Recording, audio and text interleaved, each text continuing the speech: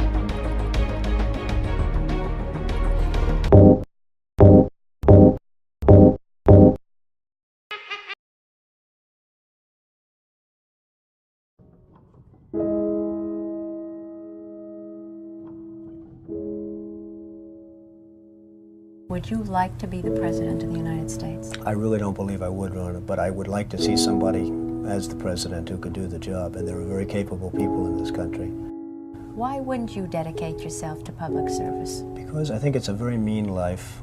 I would love and I would dedicate my life to this country, but I see it as being a mean life, and I also see it as somebody with strong views and somebody with the kind of views that are maybe a little bit unpopular, which may be right, but may be unpopular, wouldn't necessarily have a chance of getting elected against somebody with no great brain but a big smile.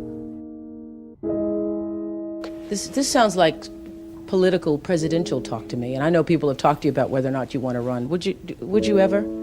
Probably not, but I do get tired of seeing the country ripped off. Why would you not? I just don't think I really have the inclination to do it. I love what I'm doing. I really like it. Also, it doesn't pay as well. No, it doesn't. But, you know, I just probably wouldn't do it, Oprah. I probably wouldn't, but I do get tired of seeing what's happening with this country. And if it got so bad, I would never want to rule it out totally, because I really am tired of seeing what's happening with this country, how we're really making other people live like kings, and we're not.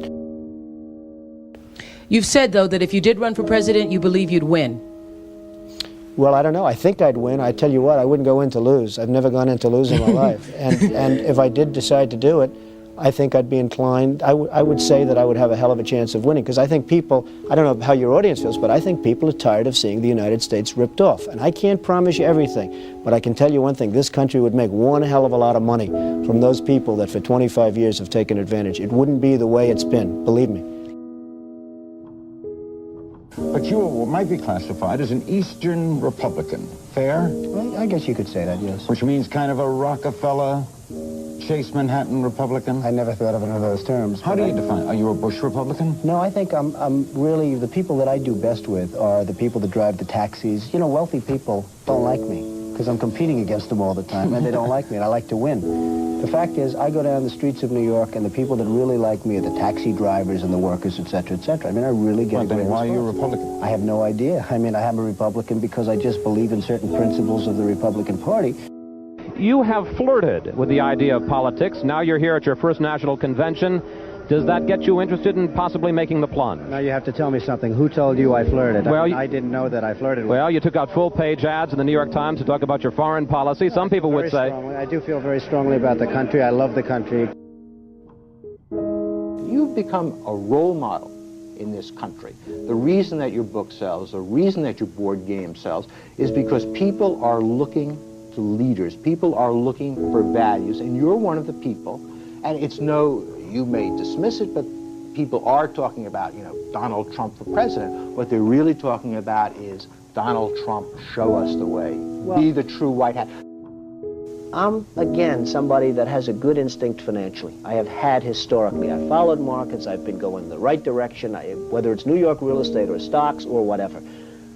I know from a common sense financial standpoint that something has to burst. When a country is losing billions and billions and billions of dollars a year, and when other countries are making hundreds of billions of dollars, something is going to burst, and it's going to start here.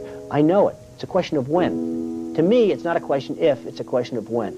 And unless we're going to solve our problem, and the problem is caused by our allies, unless we're going to solve that problem, this country is in very, very big trouble. And I'm not talking recession kind of trouble, I'm talking depression kind of trouble. Would you really like to take over and run the country as you have run your organization? I would much prefer that somebody else do it. I just don't know if the somebody else is there. I don't know if we have the kind of advocate that you need. We need major surgery. This country needs major surgery. Are you the surgeon? I think I do a fantastic job, but I really would prefer not doing it. Are you saying you will take it only if drafted? No, I'm not saying that. I'm saying that I hope that somebody comes along who can be an advocate, and I think that somebody will be so popular, But you haven't seen it. He or she will be the most, but I don't see it now. I wish that person were there. But again, I do know one thing. It's not a question. This country is losing hundreds of billions. It's not a question if, it's a question when. I have never understood how this is possible. I have never understood how somebody throughout this country didn't sue the United States government and have that overturned. I mean, you had people, investors, investing over a 10-year period for under a set of conditions. And this is, as I was talking before, playing the game. We're all playing by a certain set of rules. The rules were changed for the government, but they weren't changed for us. I mean, it was an incredible circumstance that happened. And people went bust by the hundreds of thousands, and I hope you weren't one of them in terms of that, but obviously you know a lot of people that were. They changed the rules on taxes, and you have some incredible situations where people guaranteed personally a stream of payments to be paid over a 10-year period based on a stream of tax benefits for perhaps a very good job, like a low-income housing development. Nothing wrong with that, a very positive thing. And after 2 years, they got wiped out with the taxes, and yet they still owed all of this money. And many of these people, most of these people, had to declare bankruptcy. They couldn't pay it. I deal with foreigners all the time. I deal with foreign leaders all the time. I know many of the foreign leaders probably better than a lot of the so-called candidates that are running on the Republican and Democratic tickets. I think I'd get along very well with them. And I think you'd have a lot less gridlock in Washington if I decide to do this and if I won. You know, nobody talks about the soldiers that are coming back with no arms and no legs. And I saw at Mar-a-Lago on Mondays, I make Mar-a-Lago my club that you know about. In Palm Beach. I make that twice now. On a Monday, I let returning Iraqi injured soldiers come to the premises. The most beautiful people I've ever seen, but they're missing arms and legs. They're with their wives, sometimes they're with their girlfriends, and the tears are coming down the faces of these people.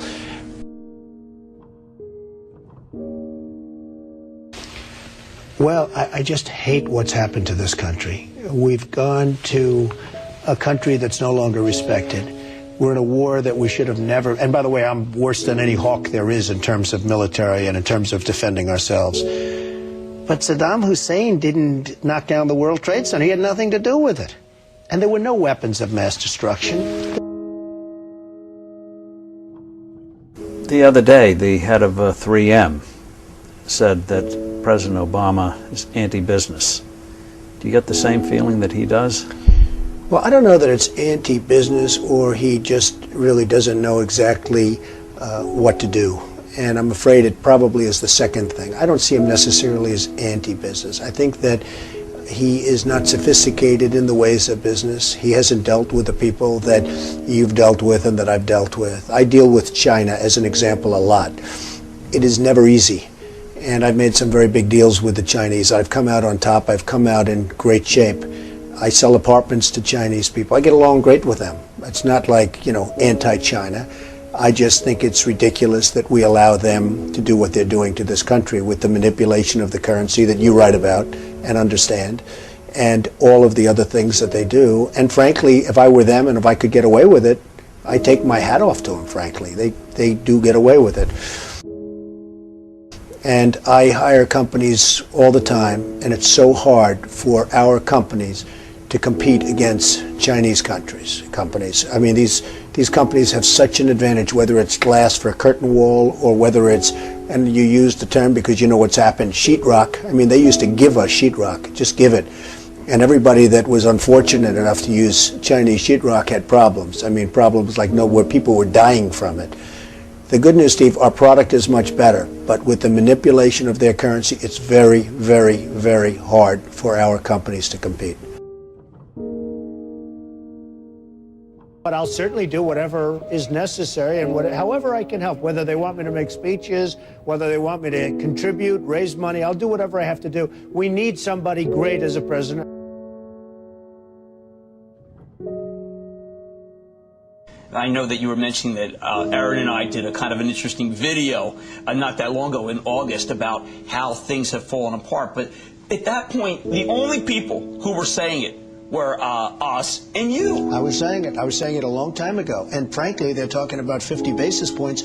I think you should drop it a point, a full, solid 100 basis points, and just sit back and see. And I was actually looking at somebody, a gentleman from Goldman Sachs was saying 175. So that's going to be interesting. But I think that's ultimately going to be happy. And it would be nice if Ben could get now ahead of the curve instead of always being behind the curve. He's behind the curve. Say what you want about Alan Greenspan. He was always slightly ahead of the curve. And that was always brilliant. And he had this incredible reputation.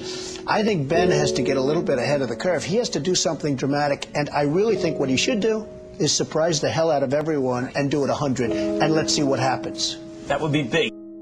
Any politician, do you think, has the pulse? Anyone running for president has the pulse of what you know about the economy? Well, the biggest problem is something I never hear about. I told you about it once. Every time they lower interest rates, the cartel, because I call it a cartel, the illegal monopoly raises oil prices, okay? So the monopoly, because that's all it is, it's a total illegal monopoly. If businesses ever formed OPEC, everybody would be put in jail. Here they are, and every time a country hits oil, they're invited in to the cartel, okay? It's a disgrace. So what happens is every time interest rates go down, oil prices go up, and it's the same number. I mean, practically the same money. So they lower it, they raise it, they lower it, they raise it. Now you have oil that's close to 100, going to be over 100, and nobody in this country calls and says, get that damn oil price down. You get it down.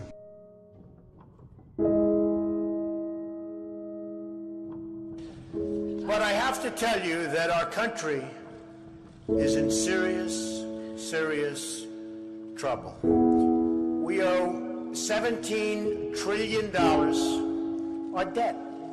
How do you pay off $17 trillion? Nobody ever heard the expression a number of years ago. The word trillion. We have debt that's beyond belief. We have deficits that nobody can even comprehend.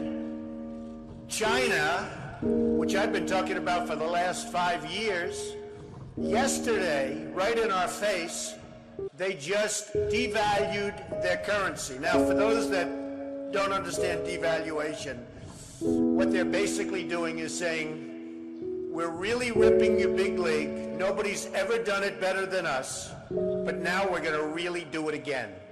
And the reason they did it, and everybody was surprised by it, was because our leadership is so weak and so pathetic that they can get away with it. And believe me, they're taking our jobs, and they're taking a big league. And China's not the only one. You look at other countries, they're all doing the same thing. They have no respect for our leader, and frankly, they have no respect any longer for our great country. And it's so simple to solve. What we need is a strong economy. What we need is jobs. Now, you hear these phony job numbers, 6.7%. The 6.7% is probably 21 or 22% real numbers. When you give up looking for a job, it's like they consider you employed. It's amazing. They changed this. You know, in the old days, if you had people that couldn't find work, they couldn't find work. Today, such a huge number. Now you look at what's going on with Afghanistan. You have Karzai that's treating our president like he doesn't even exist. So they make a deal, and I'm not advocating stay, because because, frankly, I want to build this country. I want to build these schools. I don't want to build a school in Afghanistan, a road going to the school, watch it get built up and then blown up 4 times, and they keep rebuilding and rebuilding. And you go to Brooklyn, New York, and you can't have schools. You go to Iowa, you can. You go to wherever you go, and you can't have schools. Because we don't have any money, because we're spending it in other places where, frankly, they don't want us, and I don't want them. And it's amazing.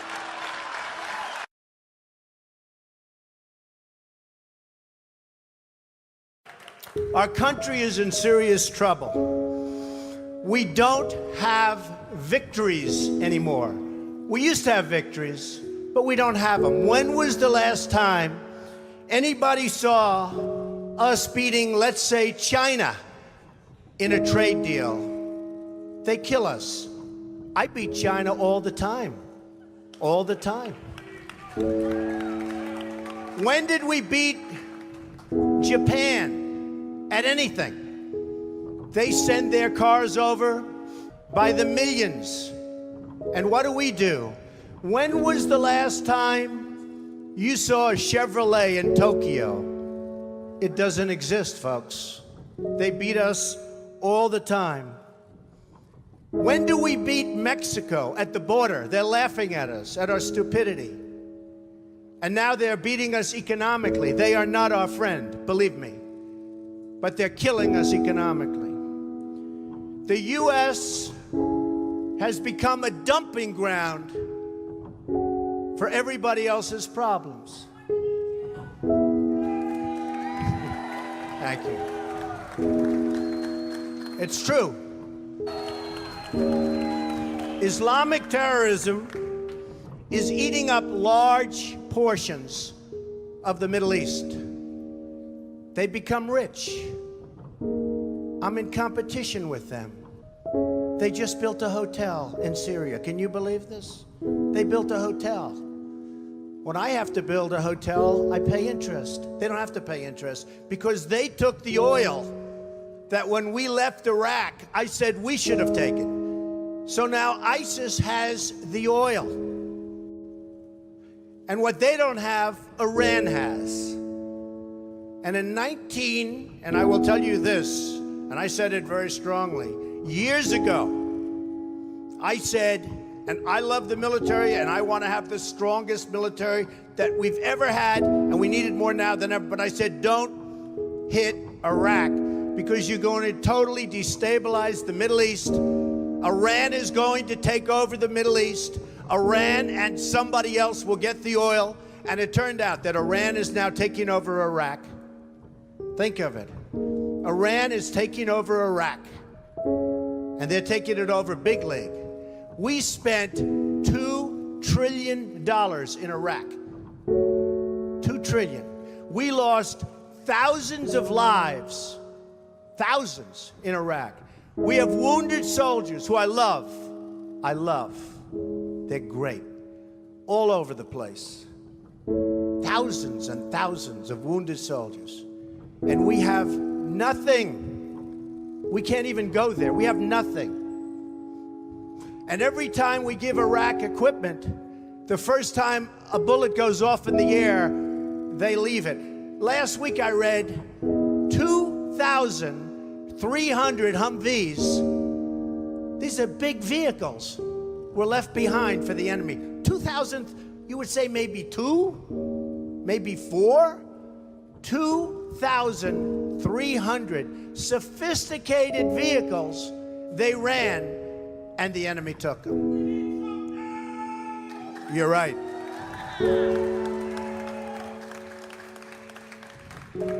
Last quarter, it was just announced, our gross domestic product, a sign of strength, right?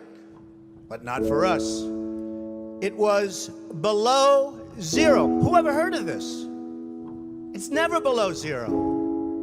Our labor participation rate was the worst since 1978. But think of it, GDP below zero. Horrible labor participation rate. And our real unemployment is anywhere from 18 to 20%. Don't believe the 5.6. Don't believe it. That's right. A lot of people up there can't get jobs. They can't get jobs because there are no jobs. Because China has our jobs and Mexico has our jobs. They all have our jobs. But the real number is anywhere from 18 to 19 and maybe even 21%. And nobody talks about it because it's a statistic that's full of nonsense.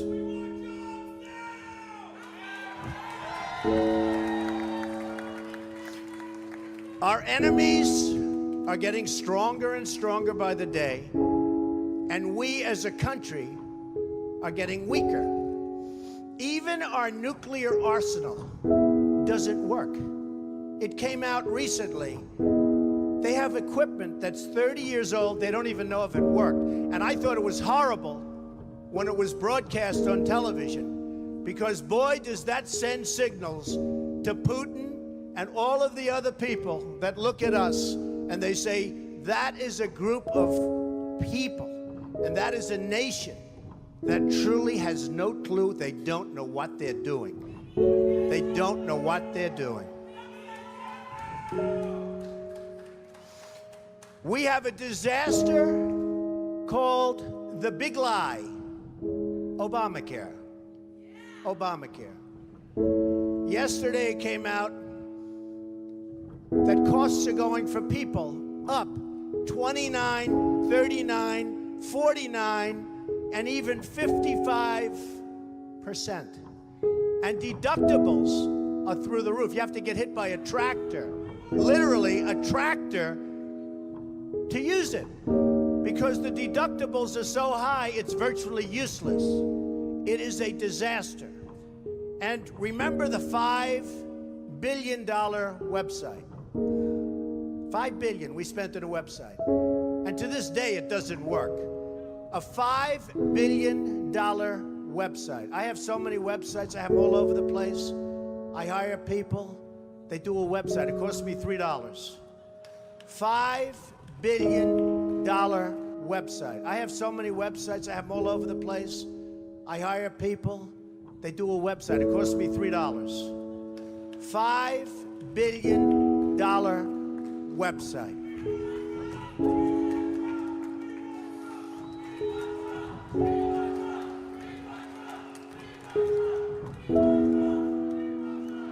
Well, you need somebody, because politicians are all talk, no action. Nothing's going to get done. They will not bring us, believe me, to the promised land. They will not. As an example, I've been on the circuit making speeches, and I hear my fellow Republicans, and they're wonderful people. I like them. They all want me to support them. They don't know how to bring it about. They come up to my office. I'm meeting with 3 of them in the next week, and they don't know. Are you running? Are you not running? Could we have your support? What do we do? How do we do it? I like them. And I hear their speeches. And they don't talk jobs, and they don't talk China. When was the last time you heard China's killing us? They're devaluing their currency to a level that you wouldn't believe. It makes it impossible for our companies to compete. Impossible. They're killing us. But you don't hear that from anybody else. You don't hear it from anybody else. And I watch the speeches. Thank you. I watch the speeches of these people, and they say, the sun will rise, the moon will set, all sorts of wonderful things will happen. And people are saying, what's going on? I just want a job. Just get me a job. I don't need the rhetoric. I want a job. And that's what's happening. And it's going to get worse, because remember, Obamacare really kicks in 2016. Really big league. It is going to be amazingly destructive. Doctors are quitting. I have a friend who's a doctor, and he said to me the other day, Donald, I never saw anything like it. I have more accountants than I have nurses. It's a disaster. My patients are beside themselves. They had a plan that was good. They have no plan now. We have to repeal Obamacare, and it can be replaced. And And it can be replaced with something much better for everybody. Let it be for everybody, but much better and much less expensive for people and for the government. And we can do it. So, I've watched the politicians. I've dealt with them all my life. If you can't make a good deal with a politician, then there's something wrong with you. You're certainly not very good. And that's what we have representing us. They will never make America great again. They don't even have a chance. They're controlled fully. They're controlled fully by the lobbyists, by the donors, and by the special interests, fully. They control them. Hey, I have lobbyists, I have to tell you. I have lobbyists that can produce anything for me. They're great. But you know what? It won't happen. It won't happen.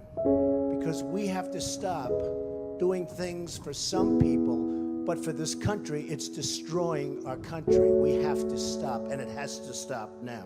Now, our country needs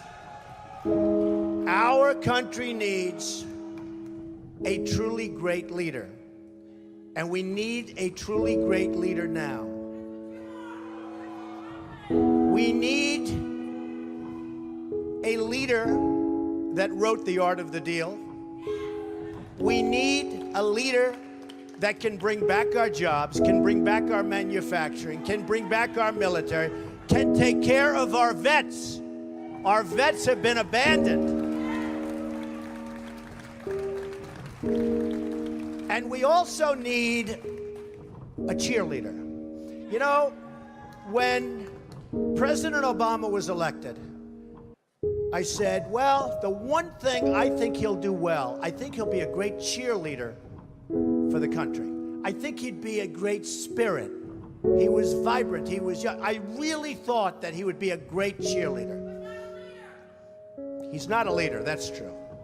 You're right about that. But he wasn't a cheerleader. He's actually a negative force. He's been a negative force. He wasn't a cheerleader, he was the opposite. We need somebody that can take the brand of the United States and make it great again. It's not great again. We need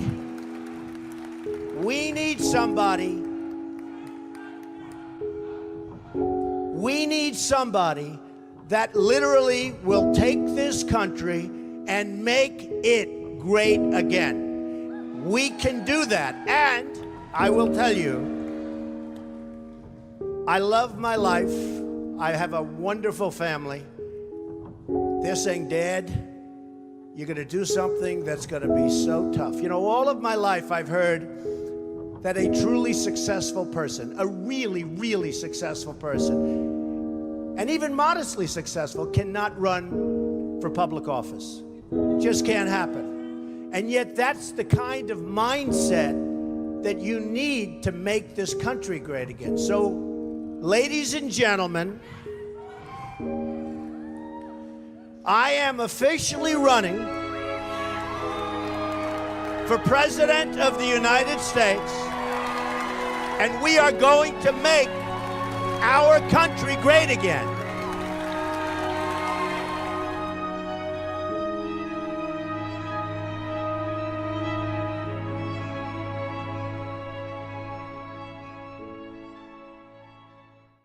It's what's wrong with politics today. Hillary Clinton will say anything to get elected. Now she's making false attacks on Barack Obama. The Washington Post says Clinton isn't telling the truth. She championed NAFTA, even though it has cost South Carolina thousands of jobs. And worst of all, it was Hillary Clinton who voted for George Bush's war in Iraq. Hillary Clinton, she'll say anything and change nothing. It's time to turn the page. Paid for by Obama for America. I'm Barack Obama, candidate for president, and I approve this message.